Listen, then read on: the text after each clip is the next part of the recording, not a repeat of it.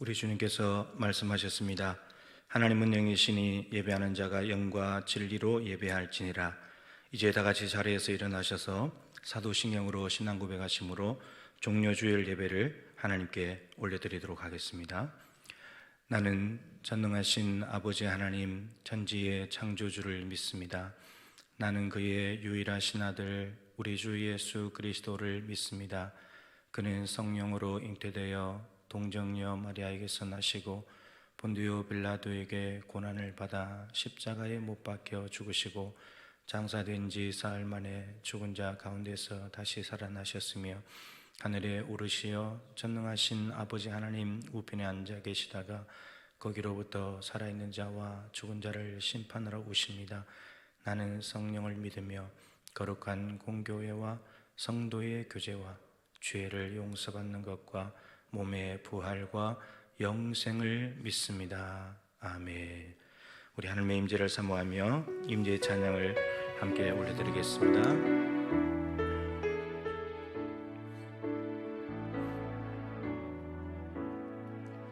하늘의 문을 여소서, 이곳을 주목하소서. 주를 향한 노래가 꺼지지 않으니 하늘을 열고 보소서. 이곳에 임재하소서. 주님을 기다립니다. 기도의 향기가 하늘에 닿으니 주여 임재하여 주소서. 이곳에 오셔서 이곳에 앉으소서. 이곳에서 드리는 예배를 받으소서.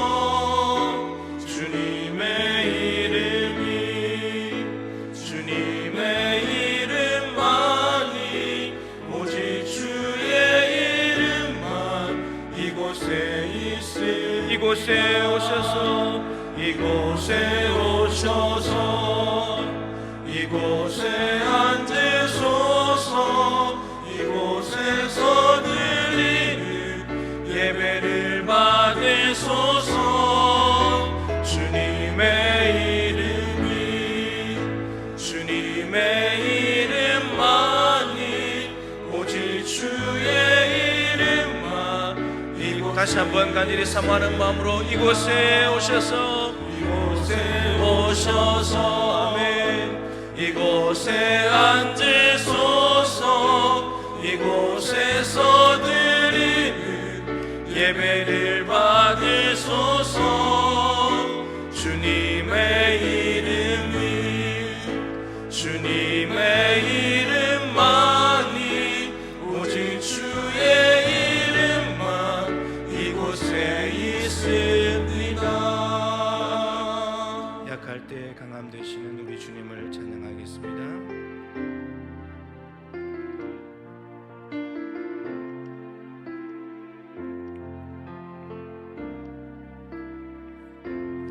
약할 때 강함 되시는 나의 보배가 되신 주 나의 모든 것.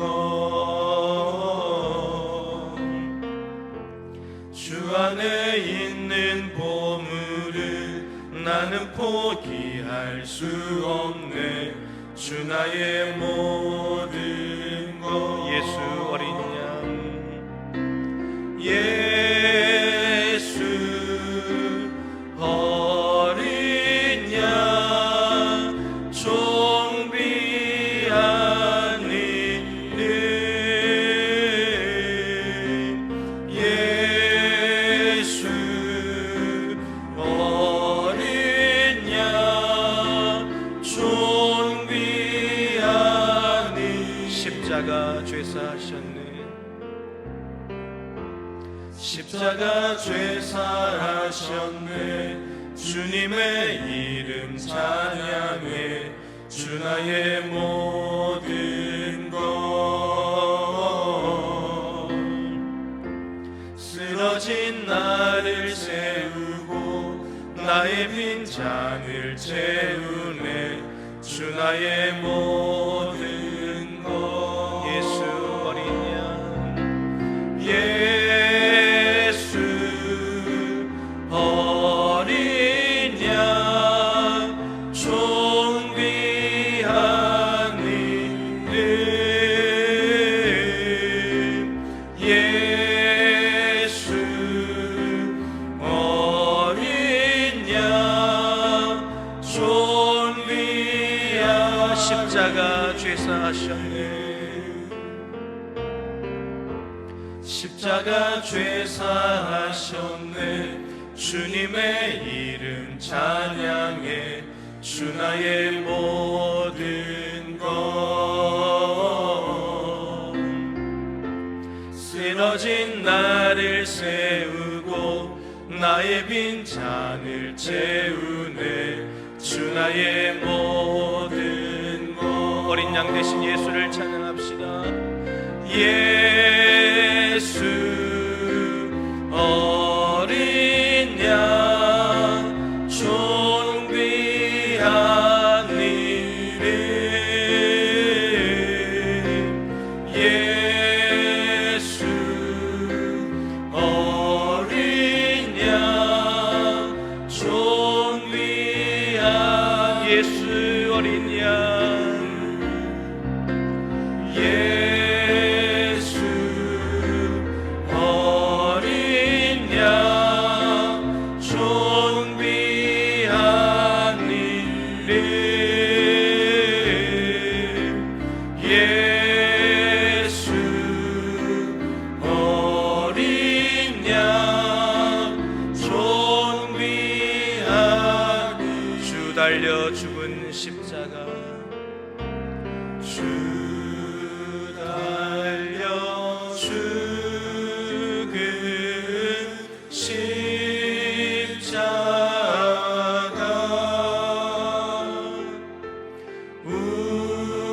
우리가 생각할 때에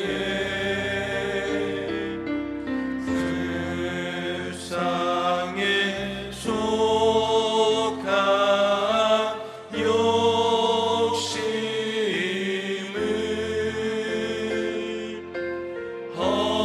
헛된 줄 알고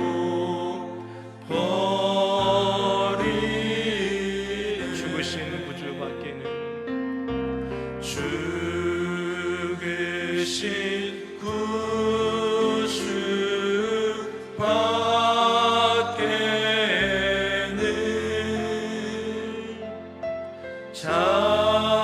자랑을 말게 하소서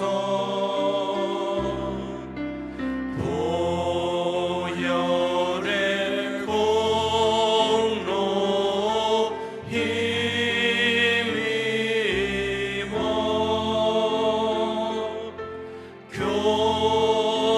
교만한 마음을 버린 못 박힌 손발 못 박힌 손발 보니 큰 자비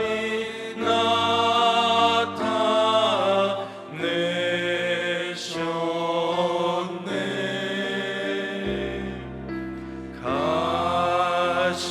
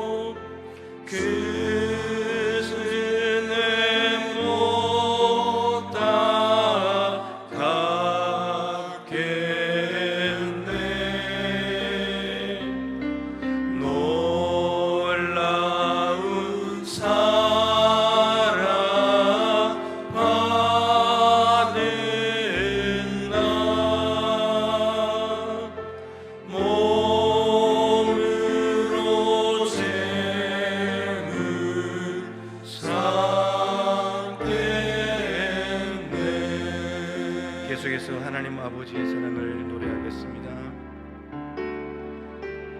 아버지 사랑 내가 노래해, 아버지 은혜 내가 노래해. 그 사랑 변함없으신 거짓 없으신 성실하신 그 사랑.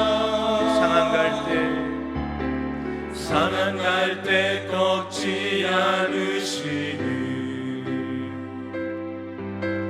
꺼져가는 등불 끄지 않는 그 사랑 변함없으신, 아멘. 거짓 없으신, 아멘. 성실하신 그 사랑, 아멘. 그 사랑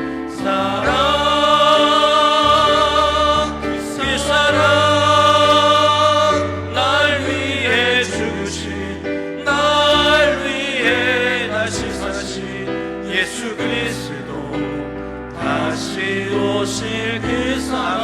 죽음도 생명도 천사도 하늘의 어떤 권세도 깨낼 수 없는 영원한 그 사랑. 우리 그 사랑을 다시 한번 힘차게 노래합시다. 그 사랑, 그 사랑 날 위해 죽으신, 날 위해 다시 사신 예수 그리스도, 다시 오실 그 사랑. 죽음도 생명도 천사도 하늘의 어떤 권세도 끊을 수 없는 영원한 그 사랑 예수. 여호와의 인자와 긍휼이 무궁하심으로 우리가 진멸되지 아니함이니이다. 이것들이 아침마다 새로우니 주의 성실하심이 크시도소이다. 사랑의 하나님, 감사와 영광을 올려드립니다. 피난처 되시는 여호와 하나님께서 언제나 변함없는 사랑과 또 그 진리로 우리를 품으시고 또 업으시며 이끄시는 아버지 하나님, 오늘 4월 첫 주 한마음으로 드리는 우리의 예배를 받으시옵소서. 지나온 삶을 통해서 만유의 주, 만물의 주 하나님 되심을 찬양합니다. 주님, 언제나 생명의 진리 안에 머물기를 원하시는 아버지 하나님 앞에 살아가는 저희들임을 잊지 않고 살아야 하지만 순간순간 하나님의 자녀된 정체성을 잊어버리고 또한 그 권세를 누리지 못하고 세상의 가치관을 쫓아 육신의 정욕, 안목의 정욕, 이생의 자랑 가운데 살았던 저희들의 죄와 허물을 용서하여 주옵소서.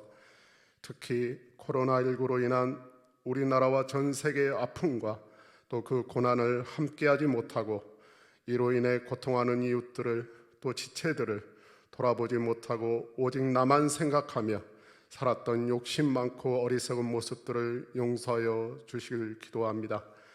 시작과 나중이 되시는 주님, 우리들의 시작과 끝을 아시는 주님께서 우리 민족이 또 이 세상이 어디로 나아가고 있는지 알고 계심을 믿습니다. 하나님께서 지나온 역사를 통해 행하셨던 그 크신 일들을 믿음의 눈으로 바라보고 또 오늘 내게 허락하신 이 자리에서 어떻게 살아야 될까요? 날마다 주시는 말씀과 또 주의 설교 말씀을 통하여 하나님의 선하시고 또 기뻐하시고 온전하신 뜻이 무엇인지 잘 분별하여 행할 수 있는 믿음을 더하여 주옵소서. 무엇보다 이 세상을 이처럼 사랑하셔서 아들을 주시기까지 우리들을 한없이 사랑하여 주신 하나님의 마음을 잘 헤아리고 또 두렵고 떨림으로 신실하신 하나님을 경외하며 구원을 이루어가는 우리들의 삶이 되기를 기도합니다. 기도의 본을 보여주신 주님, 하나님의 뜻을 쫓아 하나님께서 하라고 시키신 일들을 잘 이루어서 하나님을 영화롭게 하셨던 주님이심을 기억합니다. 이번 주는 고난주간으로 보내게 됩니다. 저 십자가의 길을 걸을 수 있도록 늘 아버지 하나님과 영혼의 호흡을 습관처럼 끝까지 하셨던 주님을 생각합니다. 이 시대 가운데 우리에게 맡기신 일들을 청지기의 마음으로 잘 감당하기 위해서라도 그 무엇보다 무릎으로 나아갈 수 있도록 도와주시옵소서. 함께 모여 기도하기 힘든 환경이지만 주님께서 예배하신 기도의 골방으로 들어가 나와 우리와 또 세계와 열방을 향하신 주님의 세미한 음성을 듣는 시간들이 많아지길 기도합니다. 교회 지체들 가운데 육체적인 질병으로 또한 경제적인 이유로 그 어느 때보다 힘들어하는 지체들을 기억하여 주옵소서. 하루속히 이 어려움이 속히 지나갈 수 있도록 역사하여 주옵소서. 특별히 코로나19로 여전히 학교에 등교하지 못하고 온라인 개학으로 인해 집에서 생활해야만 하는 우리 자녀들의 생활들을 하나님께 올려드립니다. 부모님께서 집에 계시지 않아도 규칙적이며 또한 규모 있는 생활과 이전보다 더욱 가까이 계시는 하나님의 이름을 부를 수 있도록 또 영육간의 강건함을 살아갈 수 있도록 인도하여 주옵소서. 모든 것이 합력하여 선을 이루어 주시는 하나님, 이 시간 드리는 저희들의 기도에 응답하여 주시길 기도합니다. 우리가 생각하는 것 또 우리가 기대하는 것 이상으로 능히 행하시는 우리 주님께서 오늘 손을 들어 올려드리는 우리 기도에 응답하여 주옵소서. 약속하신 것을 반드시 이루시는 하나님, 이 시간에도 코로나19 방역과 또 그 종교를 위해서 최일선에서 수고하고 있는 우리 정부와 질병관리본부 및 수많은 의료진들, 자원봉사자들에게 지혜와 힘을 더해 주옵소서. 10,000명이 넘는 확진자들이 조속히 치유받고 국민과 나라 또 전 세계가 속히 안정을 되찾을 수 있도록 인도해 주옵소서. 우리 한국교회가 겸손히 엎드려 하나님께 지나온 과에 대해서 회개와 간구를 쉬지 않기를 원합니다. 무엇보다 모든 성도가 예배당에 함께 모여 마음껏 예배하는 날이 속히 올 수 있도록 인도해 주옵소서. 그리 아니하실지라도 온라인 예배를 드리는 각 가정의 삶이 주님 안에서 이전보다 더 풍성해지고 신실하신 하나님, 가까이 계시는 하나님을 만나는 그 기쁨과 또한 성령 충만함이 주님의 은혜 안에서 더 깊어지는 시간들로 채워주시길 기도합니다. 지난주 말씀처럼 그 과부의 여인처럼 기도하다가 낙심하지 않겠습니다. 나 여호와가 말하였으니 이루리라는 그 말씀을 기억하며 날마다 은혜의 보좌 앞에 나아가겠습니다. 약속하신 그대로 황폐한 이 땅은 반드시 회복될 것이며 하나님께서 정하신 부활의 그 날은 반드시 올 것임을 믿습니다. 우리의 중보자가 되시는 주 예수 그리스도의 이름으로 기도합니다. 아멘. 교회 소식입니다. 코로나와 관련해서 코로나19가 지속적으로 계속해서 아직도 사그러들지 않고 있고 또 성도 여러분들의 건강과 안전을 제일 중요시하면서 또 예배를 하더라도 기쁨과 감사의 예배를 하기 위해서 그리고 교회 예배로 모이는 교회들을 바라보는 불신자들의 시선 그리고 교회의 이미지, 전도 이런 것들을 모두 다 종합적으로 고려하여서 19일까지 2주간 더 예배와 모임을 중단하기로 결정을 했습니다. 여러분 너무 상심하지 마시고 있는 곳에서 하나님께 최선을 다해서 예배하면 좋겠습니다. 그래서 19일까지는 가정에서 인터넷을 통해 예배하시면 좋겠습니다. 목자를 통해서 전달되는 오늘의 묵상으로 말씀 안에 거하시기를 부탁을 드리고요. 교회 홈페이지 그리고 유튜브 그리고 전남 동부 극동방송 라디오를 통해서 예배가 다 이렇게 나가고 있습니다. 이제 전남 CBS는 이제 지난주로 끝이 났고요. 그렇게 해서 예배하시면 되겠고 나머지 부분들은 똑같습니다. 지금 하시던 대로 하면 되겠고 교회 학교 예배만 다시 한번 안내를 드립니다. 유치부는 9시 30분, 아동부 9시 30분, 청소년부 11시 이렇게 해서 인터넷으로 영상을 통해서 예배 잘할 수 있도록 자녀들을 잘 격려해 주시고 도와주시면 고맙겠습니다.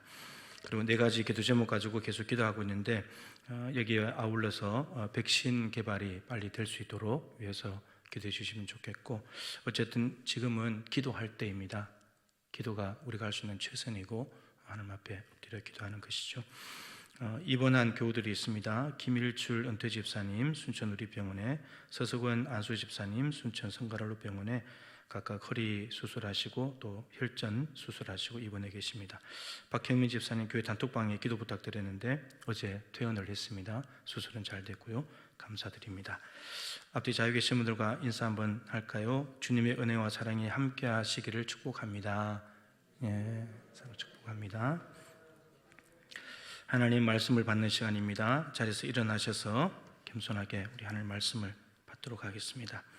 오늘 말씀은 신약성경 히브리서 9장 26절부터 28절까지 3절 말씀입니다. 신약성경 362쪽입니다. 히브리서 9장 26절로 마지막 절까지 3절 말씀 한 목소리로 읽겠습니다. 그리하면 그가 세상을 창조한 때부터 자주 고난을 받았어야 할 것이로되 이제 자기를 단번에 제물로 드려 죄를 없이 하시려고 세상 끝에 나타나셨느니라. 한 번 죽는 것은 사람에게 정해진 것이요 그 후에는 심판이 있으리니 이와 같이 그리스도도 많은 사람의 죄를 담당하시려고 단번에 들이신 바 되셨고 구원에 이르게 하기 위하여 죄와 상관없이 자기를 바라는 모든 두 번째 나타나시리라. 아멘.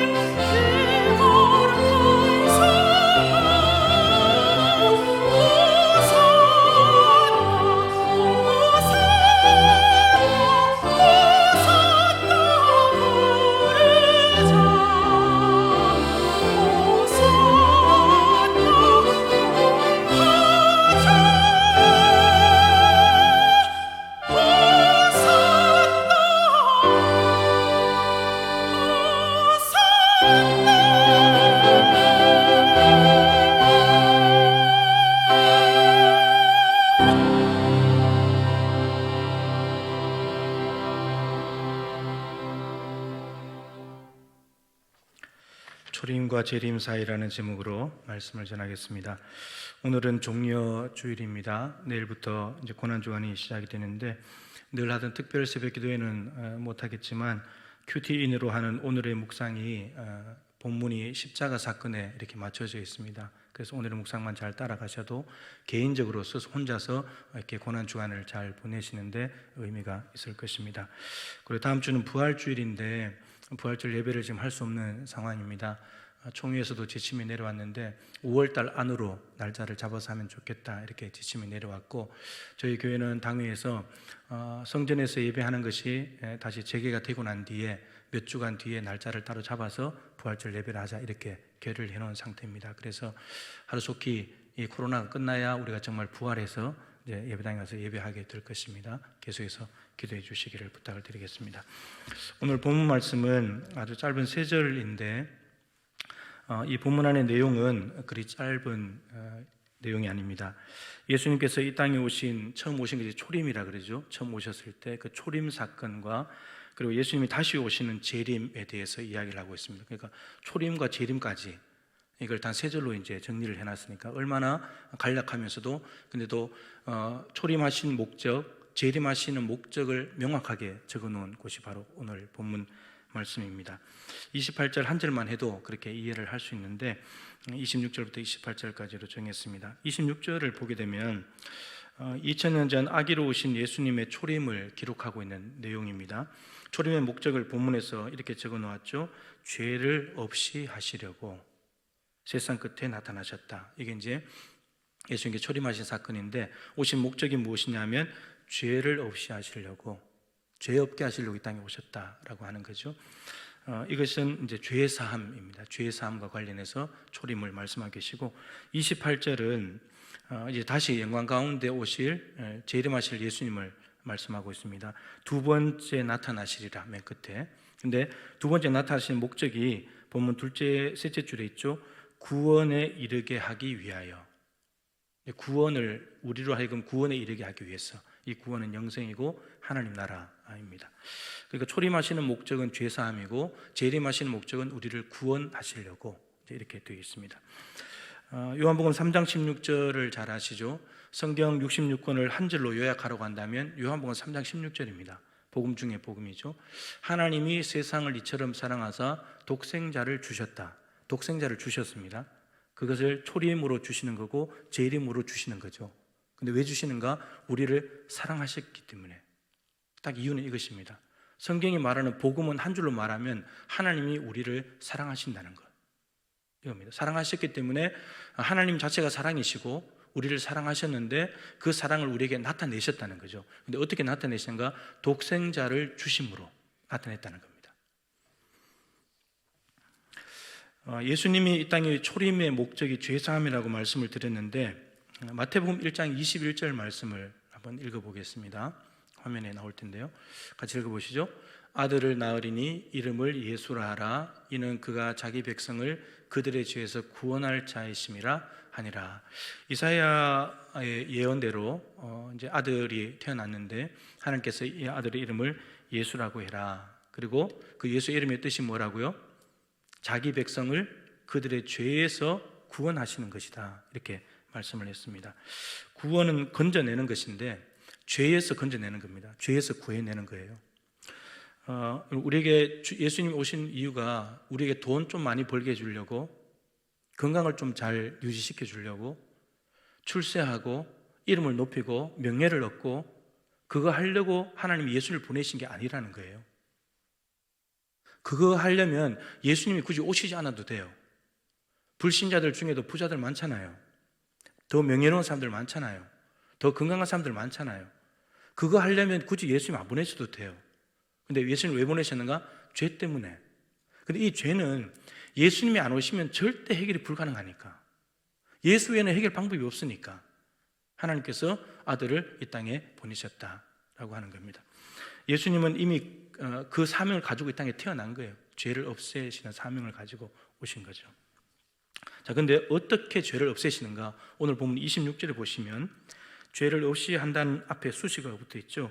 자기를 단번에 제물로 드려서, 자기 자신을 제물로 드려가지고, 근데 단번에 드리셨다. 이 말이 참 중요합니다.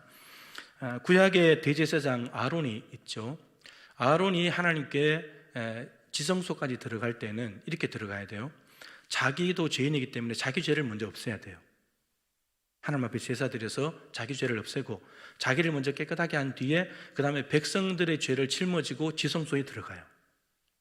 1년에 한 번 7월 10일 대속죄일에 한 번 딱 들어갈 수 있어요. 근데 예수님도 대제사장이시잖아요. 대제사장인데 예수님은 죄가 없는 분이기 때문에 자기가 제물이에요.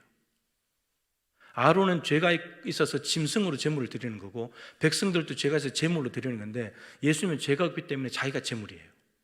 자기가 제물이 되셔서 단번에, 이게 어디죠? 단번에 제물 되신 것이 십자가잖아요.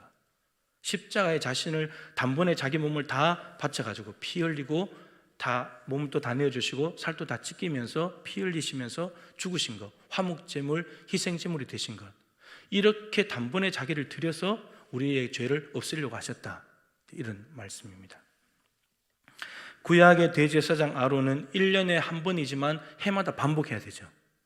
1년에 한 번이지만 해마다 반복. 그러니까 예수님은 2000년 전에 십자가에서 한 번 죽으심으로 끝. 이게 제사의 차이예요. 너무너무 중요한 거죠. 따라서 오늘 본문 시작할 때 이렇게 됐죠. 그리하면 그가 세상을 창조한 때부터 자주 고난을 받았어야 할 것이로되. 만약에 예수님이 한 번 십자가에 죽는 것으로 우리 죄가 해결되지 않으면 예수님 오늘 또 십자가에 또 죽어야 돼요. 그러면 구약의 아론의 제사와 다를 바가 없잖아요. 그러면 여러분, 반복한다는 말은 불완전하다는 말이에요. 완전하면 한 번으로 끝이잖아요. 그러니까 한 번 예수님 십자가에 한 번 죽으심으로 끝난 거예요, 죄 문제는. 그래서 한번 따라해 봅시다. 한 번의 영원히, 단번의 영원히, 한 영원한 제사. 이게 히브리서 9장 10장에 나오는 구약의 제사와 신약의 예수님 제사를 비교해 놓은 핵심적인 말이에요. 한 영원한 제사, 한 번의 영원히, 단번의 영원이라는 말은 무슨 말이냐면 한 번 십자가의 죽으심으로 영원히 죄를 사하는 효력 있는 제사, 이런 말입니다. 아론의 제사는 한 번 드리면 그때뿐이에요. 그 다음에 죄를 지면 또 죽여야 돼요. 근데 예수님은 한 번 죽으심으로 영원히 죄를 사하는 효력을 가지는 제사를 드리셨다, 이런 말입니다. 따라서 예수님을 믿는 사람들은 믿는 순간에 어떻게 되냐? 과거, 현재, 미래의 죄가 다 용서가 되어버립니다. 십자가에서 한 번으로 다 해결됐습니다. 이게 복음이죠. 만일에 우리는 또 내일 또 죄를 지을 겁니다. 내일까지 갈 것도 없죠. 오늘 오후에 또 죄를 지을 수도 있어요. 근데 그 죄는 십자가에서 해결되지 못했다면 해결할 수 있는 방법이 없잖아요. 예수님이 십자가에 한 번 죽으심으로 해결이 안 되는 죄는 아무것으로도 없앨 수가 없잖아요. 근데 한 번 죽으심으로 과거, 현재, 미래, 죽을 때까지 짓는 죄까지 다 해결이 된 거예요. 이게 십자가의 효력입니다. 십자가의 능력이고, 이것을 지금 이야기하고 있죠. 여러분의 죄가 이미 예수 믿는 순간에 다 사하여졌습니다. 믿으십니까? 이게 지금 너무너무 중요한 거예요. 네, 됐습니다. 자, 여러분들은 예수님을 믿고 복 많이 받으셨습니까? 어떤 복을 받았습니까? 시편 32편 1절 말씀, 복 중에 복입니다. 시작. 허물의 사함을 받고 자신의 죄가 가려진 자는 복이 있도다. 다윗의 고백입니다. 죄의 사함의 복이 가장 큰 복이다. 하나님이 가장 의로우시고 거룩하신 재판장이신 하나님이 너 죄 없다, 이 하나님으로부터 죄가 가려진 자, 이 사람이 복 있는 사람이라. 여러분, 돈 좀 있으면 사람들은 복 받았다고 말합니다. 건강하면 복 받았다고 말하죠. 명예, 출세하고 이런 것들 다 복 받았다고 말하지만 죄의 삶의 복과는 비교도 안 되는 거예요. 비교도 안 되는 복입니다. 다른 것은 인간이 조금 노력하면 돈 벌 수 있어요. 노력하면 건강도 잘 유지시켜 나갈 수 있어요. 근데 죄는 노력한다고 될 문제가 아니에요. 죄 용서는 하나님의 아들을 우리를 사랑하셔서 아들을 주셔야 되고 그 아들이 십자가에 죽어야만 해결될 문제니까.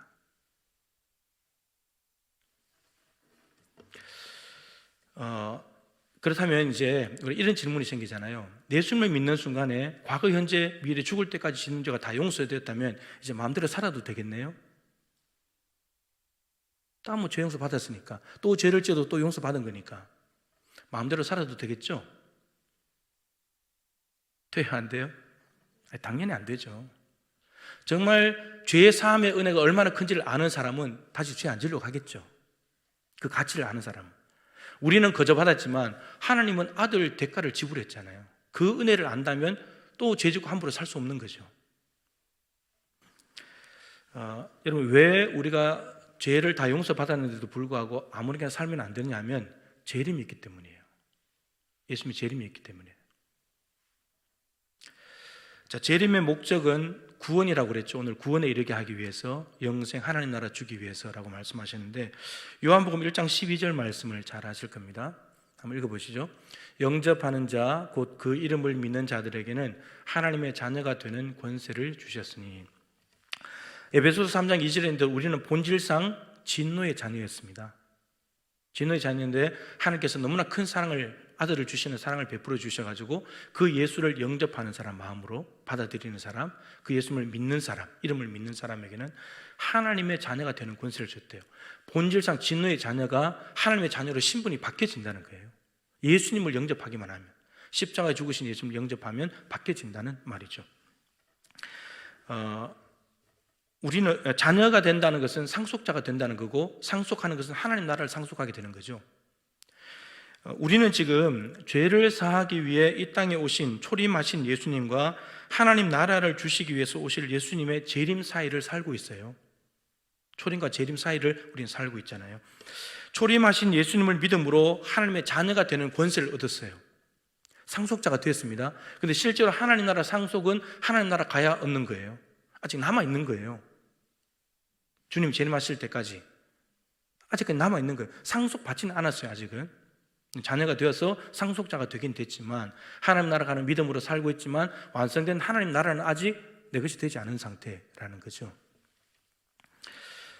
그러면 초림하신 예수님을 만나서 죄 사함 받았고 하나님의 자녀가 되었는데, 하나님 나라를 상속받을 때까지 우리는 어떻게 살아야 될 것인가, 이것을 좀 말씀 나눠보려고 합니다. 우선 현재 우리의 상태를 좀 알아야 돼요. 우리 상태를 알아야 되는데, 크게 이렇게 나눠볼게요. 예전에 한 말씀드린 적이 있지만, 에덴 동산, 장소를 중심으로 에덴 동산, 그리고 이 땅, 그 다음에 하나님 나라, 크게 이렇게 세 개로 나눠져요. 이건 다 다른 곳들입니다. 차이인데, 여기에 있는 인간이 어떤 상태를 가지고 있는가를 볼 필요가 있어요. 우선 에덴 동산은 아담과 하와가 있었는데 죄를 지을 가능성이 있는 인간이에요. 하나님이 자유의지를 주셔서 선악과를 먹으면 죽는다. 그러니까 아담과 하와에게는 자유가 있죠. 먹을 자유와 안 먹을 자유가 있죠. 근데 이거를 먹는 순간에 죄를 지을 가능성이 있죠.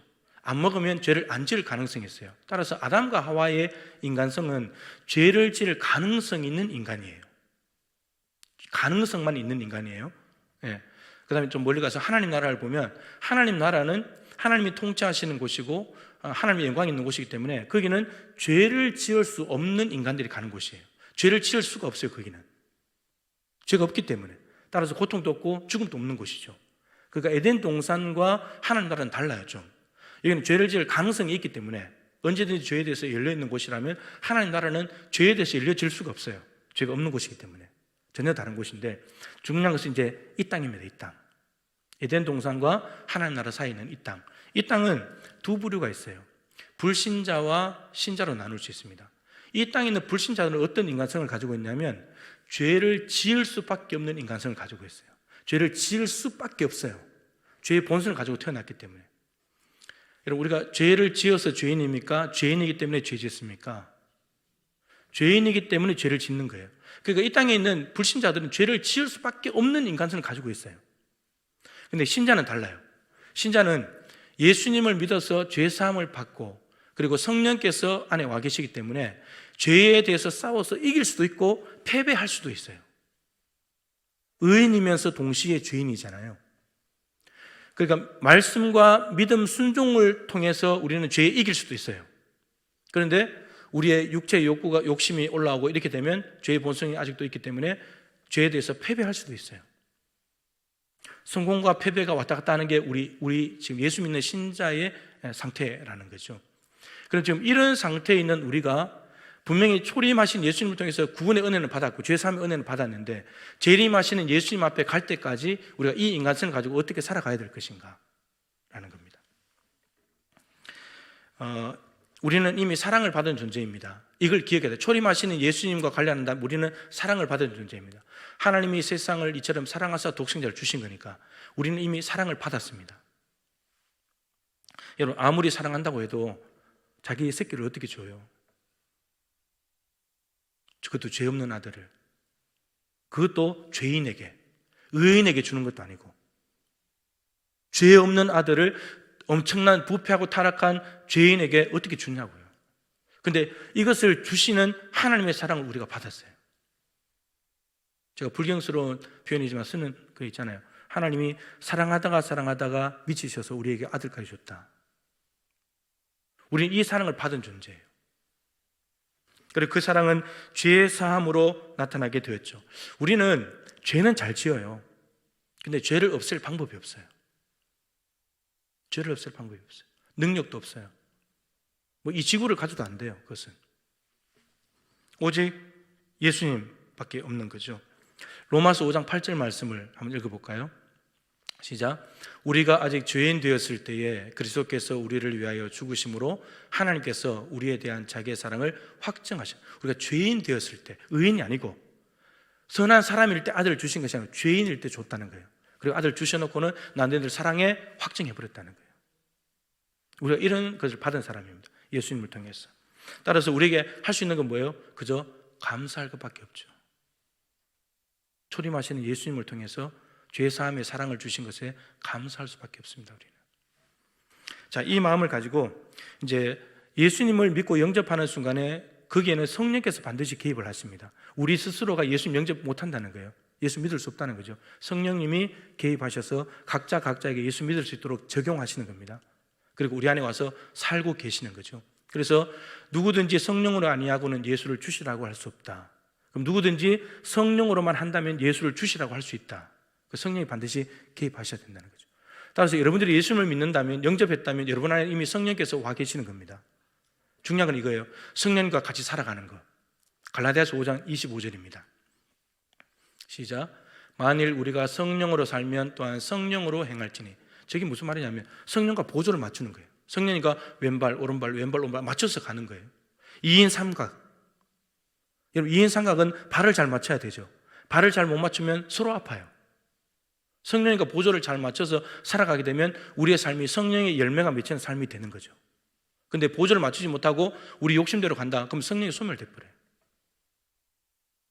초림하신 예수님을 믿고 구원받은 사람의 상태는 지금 이렇습니다. 성령께서 우리 안에 계시고 우리가 성령과 보조를 맞춰서 살아가게 되면 죄에 대해서 이기기도 하고 열매도 맺히기도 하지만, 그러나 성령과 보조를 맞춰 살지 않고 내 욕심대로 살아가게 되면 여전히 죄악 가운데 또 빠져들어가서 열매 없는 삶을 살아가게 된다라고 하는 것입니다. 중요한 건 이거예요. 성령께서 우리 안에 계시기 때문에 우리가 의지가 있어야 돼요.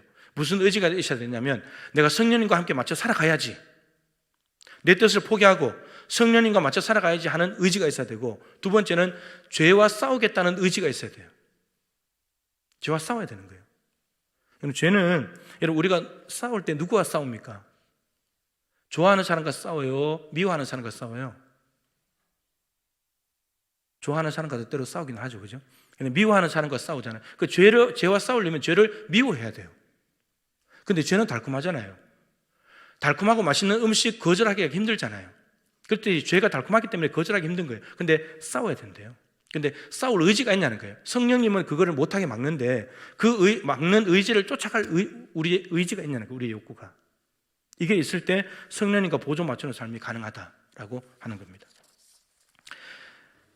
초림하신 예수님을 만난 우리는 이제 무엇을 해야 되냐면 예수님의 재림, 하나님께서 죄를 사해 주신 것을 감사하면서 예수님의 재림을 기다려야 됩니다. 다시 오신다고 했으니까 분명히. 초림하신 예수님을 만나지 못한 사람은 죄 사함의 사랑을 받아들이지 못한 사람이기 때문에 예수님의 재림을 기다릴 수가 없습니다. 관심도 없는 거죠. 관심도 없어요.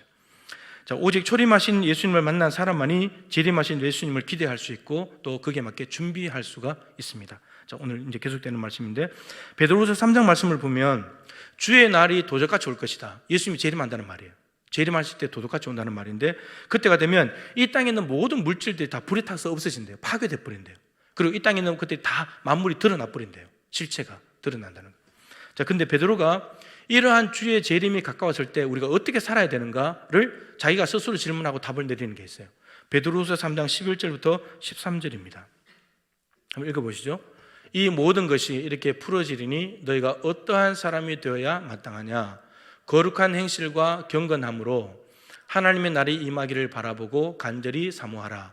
그날에 하늘이 불에 타서 풀어지고 물질이 뜨거운 불에 녹아지려니와 우리는 그의 약속대로 의가 있는 곳인 새하늘과 새 땅을 바라보도다.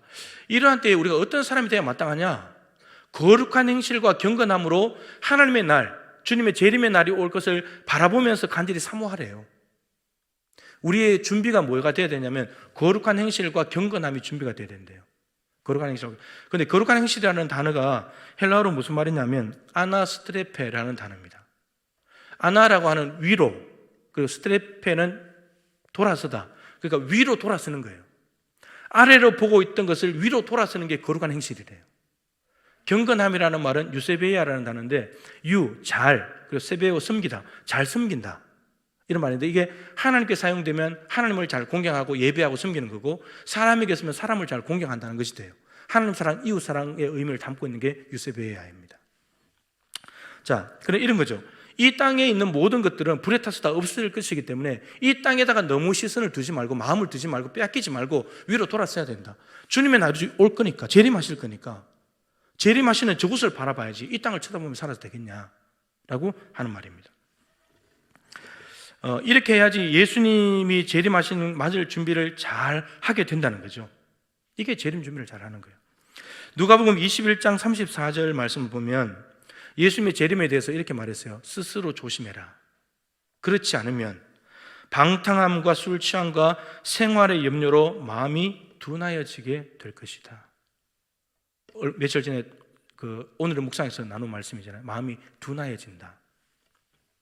이 땅의 것에 너무 마음을 두고 세상 사랑을 하게 되면 예수님의 재림에 대해서 마음이 무뎌져 버린다는 거예요. 예수님의 재림에 대해서 무관심해져 버린다는 거예요. 이 땅에 너무 집착하게 되면 술 취함과 방탕함과 생활의 염려에 너무 집착을 해버리면 위로 돌아서야 되는데 돌아서지 못하고 여기에 갇혀버린다는 거예요. 그리고 저기에는 둔하여져 버린다는 거예요. 관심 없어지고. 노아 이야기를 했잖아요.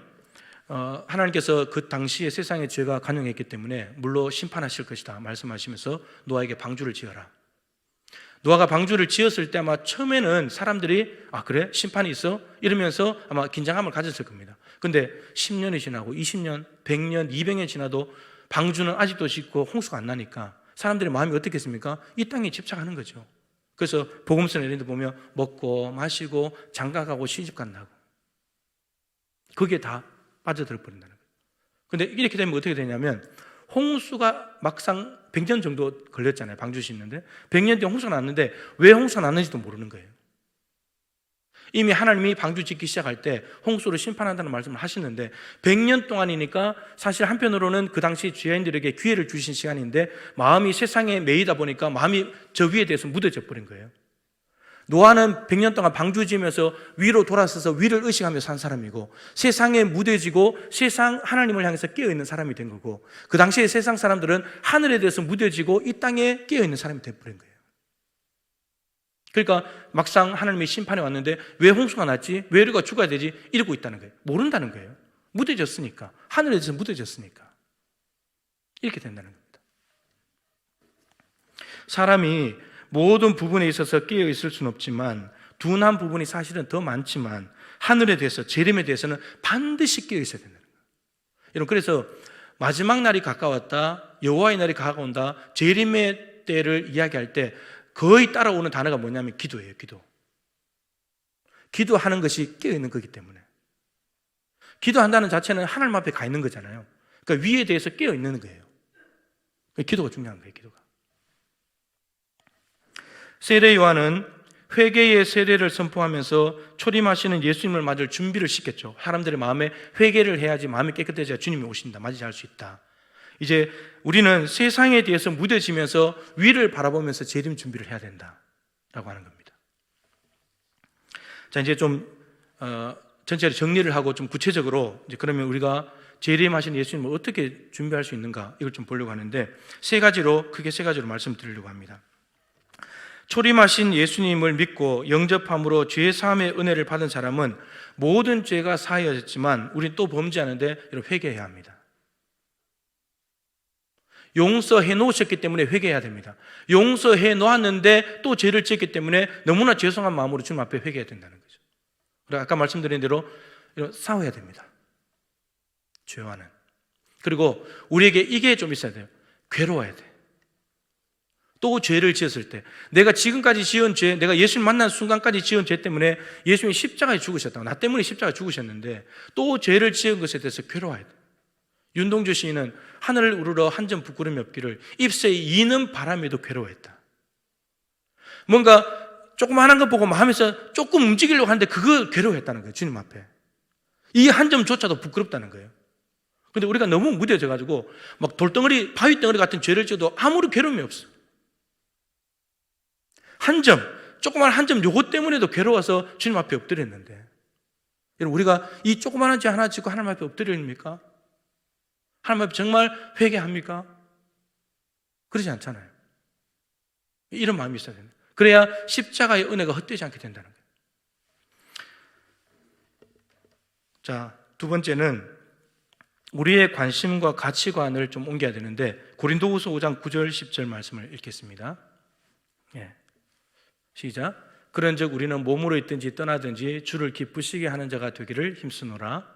이는 우리가 다 반드시 그리스도의 심판대 앞에 나타나게 되어 각각 선악간에 그 몸으로 행한 것을 따라 받으려 함이라.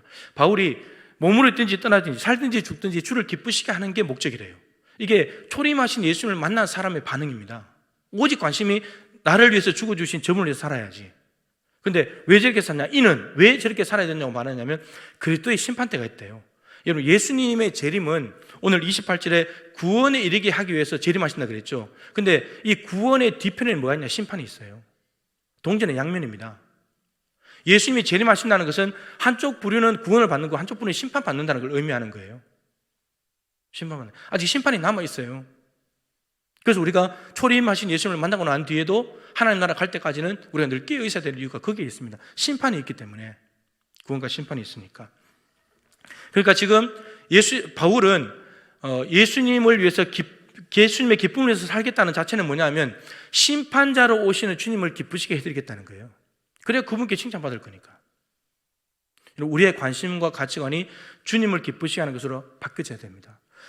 초림하시는 예수님을 믿고 죄사함 받아서 하나님의 자녀가 됐는데 여전히 자기 관심, 자기 가치관대로, 자기 생각대로 살아간다는 거예요. 우리가 하나님이 기뻐하시는 것이 뭘까? 어떻게 하면 하나님이 기뻐하실까? 여기에 관심이 있어야 되는데 여전히 내가 하고 싶은 대로, 나에게 이익이 되는 대로, 나에게 유익되는 대로, 나에게 돈 생기는 대로 이렇게 간다는 거예요. 가치관이 안 옮겨지게 된 거죠.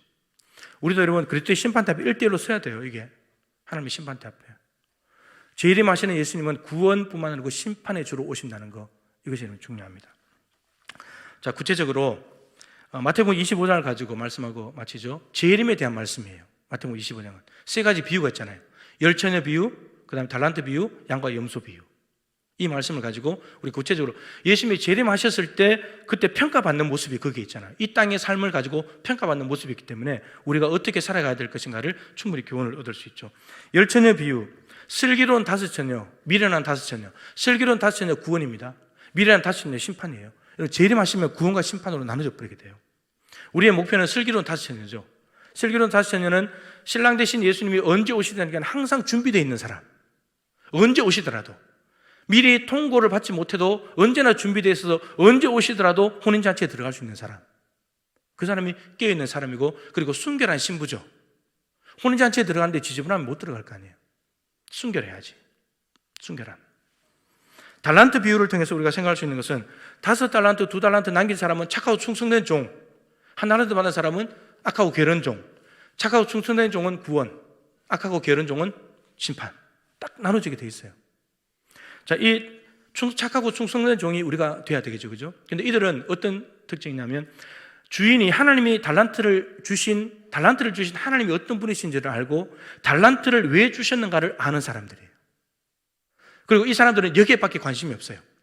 달란트를 맡기고 먼 나라에 갔다가 왔는데 이들이 한 일은 달란트 가지고 장사한 것밖에 없어요. 자기 개인의 삶이 없다는 거예요. 오직 하나님께서 맡겨주신 일에 최선을 다해 충성하고 사명을 감당했다는 거죠. 마치 하나님이 보고 있는 것처럼 충성을 다했다는 겁니다. 그럴 때 주인이 오셔서 칭찬을 하게 된 거죠. 하나님께서 어떤 분이신지를 알고 그분이 맡겨주신 일에 충성을 다하는 것이 하나님을 사랑하는 것입니다. 이게 예수님이 재림을 준비하는 사람의 모습이라는 거죠. 저는 목회자로서 충성을 다하면 되는 거예요. 맡겨주신 일이니까. 장로로서, 안수집사로서, 권사로서, 교사로서, 찬양대로서, 가정에서, 그리고 사회에서 하나님 맡겨주신 일에 최선을 다해서 하나님이 맡겨주신 일만 하면 돼요. 그것도 다 못하는데 그것만 열심히 감당하고 있다 보면 하나님이 왔을 때 네가 착하고 충성되구나 칭찬받게 된다는 거죠. 양과 염소 비유를 통해서는 지극히 작은 자, 가난하고 헐벗고 굶주리고 갇힌 자들에게 찾아가서 도와준 거, 섬기는 사람. 근데 지극히 작은 자를 무시하며 산 사람, 지극히 작은 자를 사랑하고 섬긴 사람은 구원받는 사람, 지극히 작은 자를 무시하며 산 사람은 심판받는 사람. 거기에는 영생 영벌이라고 되어 있어요. 마지막에는 여러분, 우리는 죽어도 영원히 삽니다. 모든 사람들이. 근데 영원히 사는데 생명을 누리며 살 것인가 벌 받으며 살 것인가 이것으로 나눠진다는 겁니다. 근데 놀랍게도 그것이 어떤 기준으로 나눠지냐, 이 땅에서 가난하고 헐벗고 굶주린 사람들을 도와줬냐 이걸로 보신다는 거예요. 이웃 사랑을 했냐는 거예요. 이웃 사랑.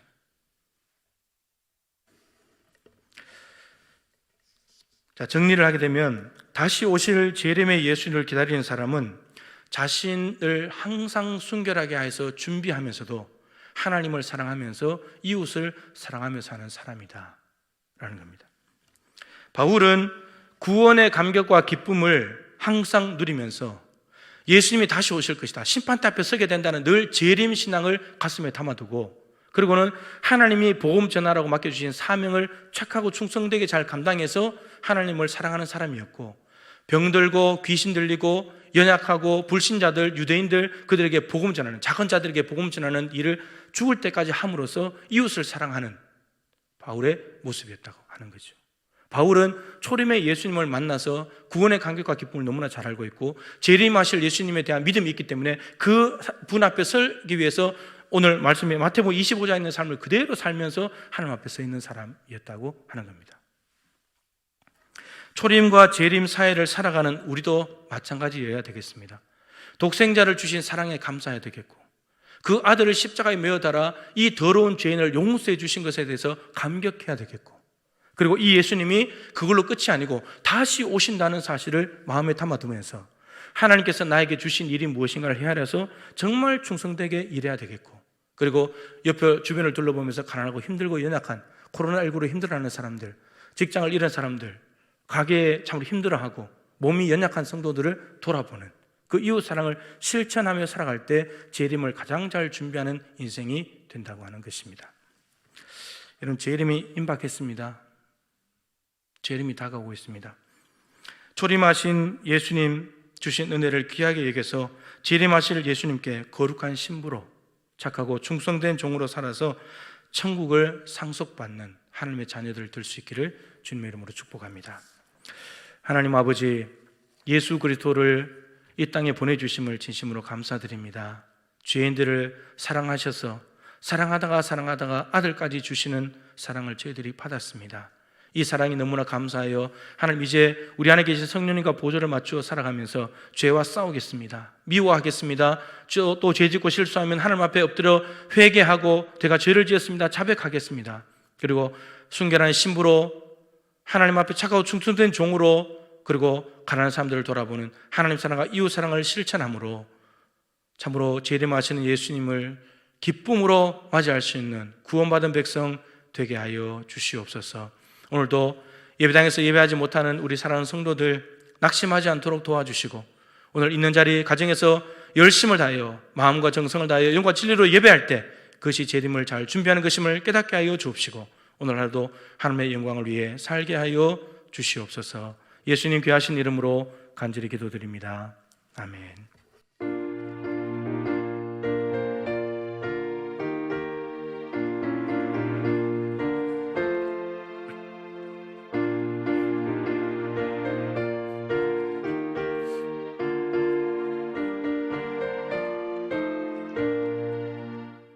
주 어느 때 다시 오실는지 아는 이가 없으니 등 밝히고 너는 깨어 있어 주를 반겨 맞으라. 주 안에서 우리 몸과 마음이 깨끗하게 되어서 주 예수님 다시 오실 때에 모두 기쁨으로 맞으라.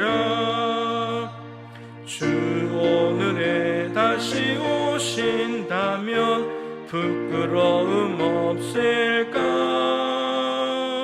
잘하였다 주님 칭찬하며 우리 맞아주실까?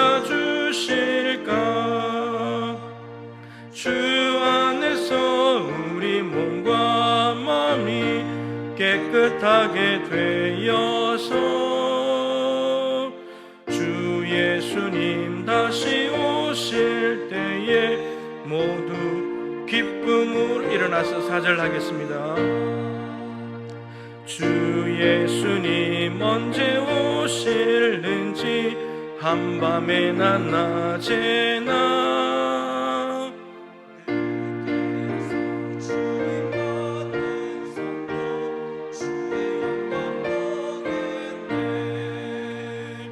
주 안에서 우리 몸과 마음이 깨끗하게 되어서 주 예수님 다시 오실 때에 모두 기쁨으로 맞으라. 하나님, 그렇습니다. 예수님이 언제 오실지 모릅니다. 오늘 밤이라도 오신다면 우리가 주님 앞에 순결한 신부로 착하고 충성된 종으로 지극히 작은 자를 예수님처럼 여기며 사랑을 베푸는 사람으로 살다가 재림맞이할 수 있기를 간절히 소망합니다. 세상에 매여 살다가 하늘에 대해서 무뎌지지 않도록 도와주시옵시고, 하늘을 바라보며 살면 이 땅에 대한 욕심이 사라지고 무뎌지게 될 텐데, 주님, 우리를 하여금 기도하는 가운데 깨어있게 하시고 하늘에 대해서 마음껏 열려있는 믿음의 사람들 되게 하여 주시옵소서. 오늘도 하늘 성전에서 또 가정에서 온라인으로 하나님 앞에 귀한 예물을 봉헌합니다. 하나님, 어디에서 드리든지 간에 마음과 정성을 담았습니다. IMF 때보다도 더 힘든 시기를 지나지만 하나님 앞에 생명을 주셨고 한 주간 동안 지켜주셨고 말씀 주신 것이 감사하여 헌신의 마음을 담아 드리오니 기쁨으로 받아주시옵시고, 하나님의 영광을 위해서 교회를 운영하고 복음을 전하며 영혼 살리는 일에 사용될 때 부족하지 않도록 하나님 도와주시옵소서. 성도들의 가정과 일터에 하나님의 놀라운 때마다 일마다 주시는 평강이 넘쳐나게 하여 주시옵시고, 하나님, 우리가 돈 욕심 부린다고 살아가는 것이 아니라 하나님의 은혜로 살아가는 것임을 똑똑히 배울 수 있는 좋은 시간이 되게 하여 주시옵시고, 일용할 양식 염려하지 않고 살아갈 수 있도록 도와주시옵소서. 하나님, 전문가들에게 지혜와 능력과 힘을 다하여 주셔서 하루속히 백신을 빨리 찾아낼 수 있도록 은혜를 베풀어 주시옵시고, 확진자들의 수가 이제는 줄어들게 하여 주시고 완치자도 나타나게 하여 주시옵시고, 하루속히 삶의 안정과 평강을 찾아갈 수 있도록 도와주시옵소서. 하나님, 전 세계가 120개국이 넘는 나라들이 코로나로 힘든 삶을 살고 있습니다. 분열이 일어나고 있습니다. 이럴 때 남을 비난하고 헐뜯는 시간이 아니라 우리 겸손하게 침묵하고 기도하고 배려하고 이해하면서 이 시간들을 함께 협력해서 이 시간들을 이겨나갈 수 있도록 하나님 도와주시옵소서. 하나님, 이러한 시간들을 통해서 인간이 얼마나 추악하고 더러운 존재인지, 속에 무엇이 들어있는지, 나라가 그동안 무엇을 추구했고 사람들이 무엇을 바라보며 살았는지가 그대로 다 드러나고 있습니다. 드러났을 때 주님 앞에 부끄럽지 않도록 우리의 삶을 새롭게 인도하여 주시옵소서. 하루속히 예배당 문을 열고 모든 성도들이 안심한 가운데 나와 기쁨과 감사함으로 예배하는 날이 속히 이룰 수 있도록 은혜 베풀어 주시옵소서. 하나님, 병원에 입원하여 치료받고 있는, 수술에 치료받고 있는 분들이 있습니다. 자비를 베풀어 주시고 하루속히 말끔하게 회복되어져서 건강한 몸으로 주님 앞에 나와 예배할 수 있도록 은혜 베풀어 주시옵소서. 하나님 아버지, 목자들을 통해서 말씀을 나누고 있습니다. 하나님, 이 말씀까지 놓쳐버린다면 우리의 삶은 세상에 더 매일 수밖에 없사오니 주님, 우리 모든 성도들이 말씀의 몽환의 심령이 되게 하여 주옵시고 말씀으로 우리에게 다가오신 하나님을 외면하지 않도록 도와주시고 말씀과 기도로 잘 무장하여 이 어렵고 힘든 시간을 모든 상황에 처할 줄 아는 비결을 나름대로 배워나갈 수 있도록 은혜 베풀어 주시옵소서.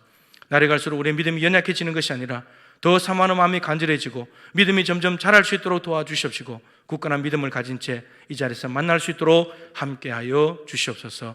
우리 교회학교 자녀들도 예배를 소홀히 하지 않도록 도와주시옵시고 하나님이 어느 곳에나 계시면서 부르신 그곳에서 예배 받기를 원하시오니 하나님 앞에 정성을 다한 예배할 수 있도록 다음 세대들도 붙잡아 주시옵소서. 지금은 우리 구주 예수 그리스도의 크신 은혜와 우리 하나님 아버지의 측량할 수 없는 사랑하심과 보혜사 성령님의 교통하시며 충만하심이 고난 주간을 맞이하면서 이 땅의 죄를 없애기 위해서 출임하신 예수님 그 사랑을 감사하며 다시 오실 예수님 앞에 순결한 신부로 착하고 충성된 종으로 지극히 작은 자를 섬기는 사람으로 서서 재림하시는 예수님 앞에 이름이 불려지고 하나님 나라를 상속받기를 간절히 소망하면서 각자 처한 곳에서 주일 예배로 영광 올려드리는 사랑하는 모든 성도들과 저들의 가정과 일터와 우리 한국 교회와 코로나로 몸살나는 대한민국과 전 세계 열방 가운데 항상 함께하여 주시기를 간절히 축원하옵나이다. 아멘.